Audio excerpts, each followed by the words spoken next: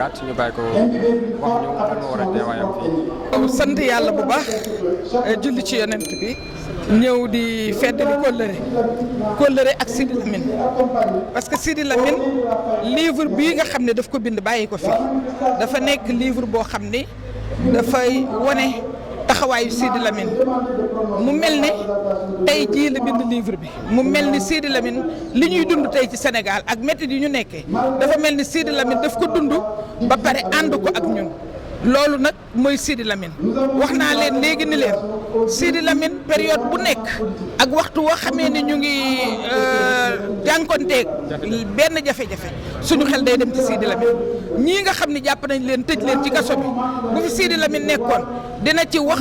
dina ci dox ay jéego dina ci wut walla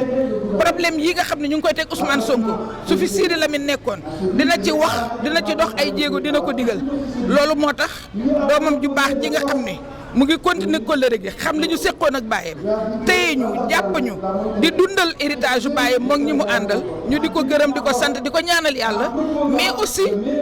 di gën a feddali kóllëreem ak Ousmane mi nga xam ne moom la bokkal jamono te mu bindal ko léegi ci dédicace bi wax ni